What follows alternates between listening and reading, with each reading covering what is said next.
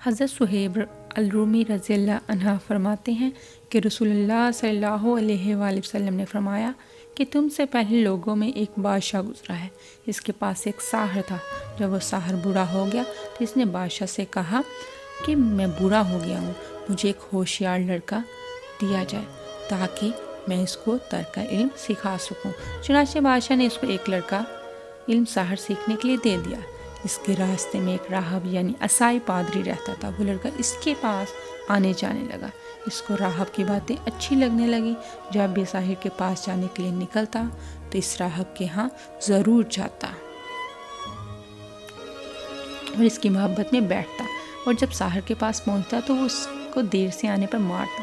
لڑکے نے راہب سے اس بات کی شکایت کی تو راہب نے کہا جب تجھے ساحر سے کوئی خطرہ ہو تو کہہ دیا کرو کہ میرے گھر والوں نے مجھے روک لیا تھا، اور جب گھر والوں سے ڈر ہو تو ان سے کہہ دیا کرو کہ ساحر نے مجھے روک لیا تھا۔ سلسلہ یوں چلتا رہا۔ ایک دن اس لڑکے نے دیکھا کہ کسی بڑے چپایا نے لوگوں کا راستہ روک رکھا ہے۔ اس نے کہا آج معلوم ہوگا کہ ساحر افضل ہے یا راہب۔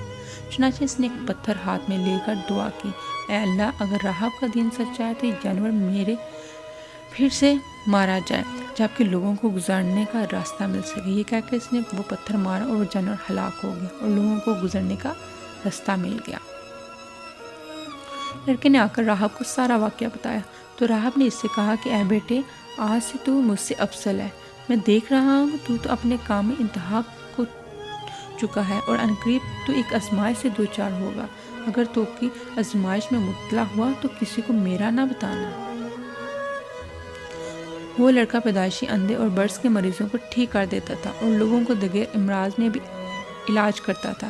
بادشاہ کے ایک صاحب نے اس کے متعلق سنا جو کہ نابینا تھا تو بہت سے ہیرے اور تحفے لے کر اس کے پاس آیا اور اس نے کہا اگر تو مجھے شفا دے دے تو یہ سب کچھ تیرے لیے ہوگا۔ لڑکے نے کہا کہ میں کسی کو شفا نہیں دیتا، شفا تو اللہ تعالیٰ ہی دیتے ہیں۔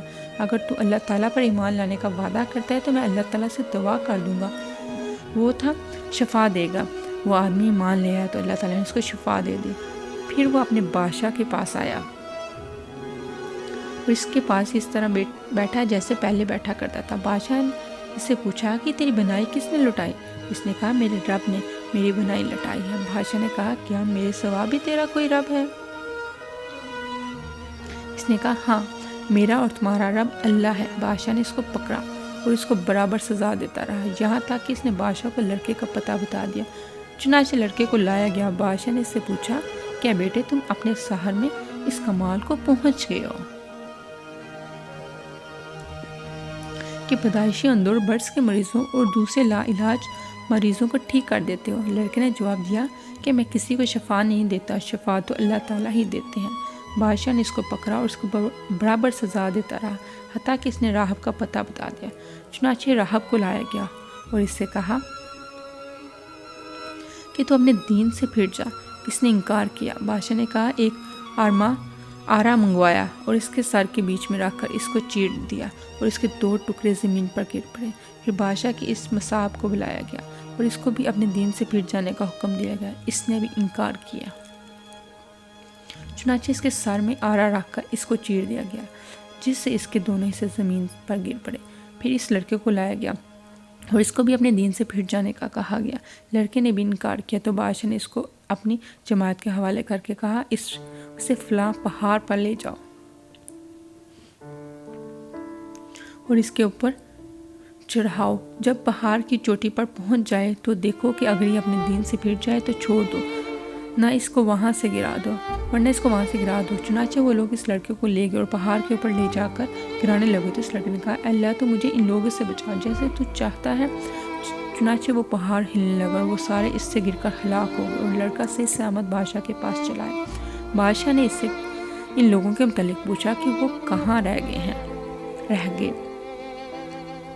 لڑکے نے کہا اللہ تعالیٰ نے مجھے اس کے شر سے محفوظ رکھا۔ بادشاہ نے پھر اس کو اپنی ایک جماعت کے حوالہ کیا اور کہا کہ اس کو ساتھ لے جاؤ اور ایک کشتی میں سوار کرو۔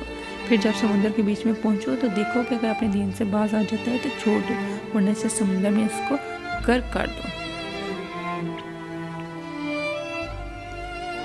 چنانچہ وہ لوگ اس کو ساتھ لے گئے۔ لڑکے نے پھر دعا کی اللہ آپ اپنی قدرت نے مجھے اس کے شر سے محفوظ رکھا۔ پھر اس لڑکے نے خود ہی بادشاہ سے کہا کہ تو مجھے قتل نہیں کروا سکتا جب تک کہ تو میری بات پر عمل نہیں کرے گا۔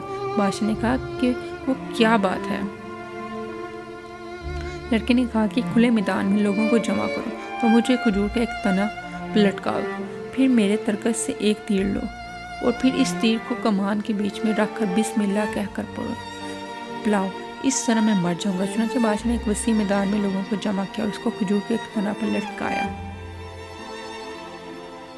اس کے ترکش سے ایک تیر لے کر اس کی کمان کے بیچ میں رکھ کر کہا بسم اللہ رب الغلام، اللہ کے نام سے جو اس لڑکے کا رب ہے۔ پھر اس تیر کو چلایا تو وہ تیر سیدھا جا کر اس کی کنپی پر رکھا۔ اس نے اپنا ہاتھ پٹی پر رکھا جس جگہ وہ تیر لگا تھا۔ اس عجیب واقعہ کو دیکھ کر لوگوں کو زبان سے نعرہ بلند ہوا کہ ہم سب رب غلام پر ایمان لاتے ہیں، ہم سب رب غلام پر ایمان لاتے ہیں، ہم سب رب غلام پر ایمان لاتے ہیں۔ کسی نے بادشاہ کو جا کر بتایا کہ آپ کو جس چیز کا خطرہ تھا وہ واقعہ ہو گیا، لوگ ایمان لے آئے۔ بادشاہ بڑا پریشان ہوا اور ارکان سلطنت کے مشورے سے بڑی بری کنکین آگ سے بھروا کر حکم دیا کہ جو شخص اپنے دین سے نہیں پھرے گا اس کو آگ میں جلا دیا جائے۔ چنانچہ بہت سے آدمی جلائے گئے۔ اس دوران ایک عورت جس کو کھور میں ایک بچہ تھا، اس کو آگ میں گرنے سے ذرا ہچکچاہٹ ہوئی تو چھوٹا سا بچہ بولا اماں جان صبر کرو کیونکہ آپ حق پر۔ اگر ویڈیو اچھی لگی ہو تو چینل کو سبسکرائب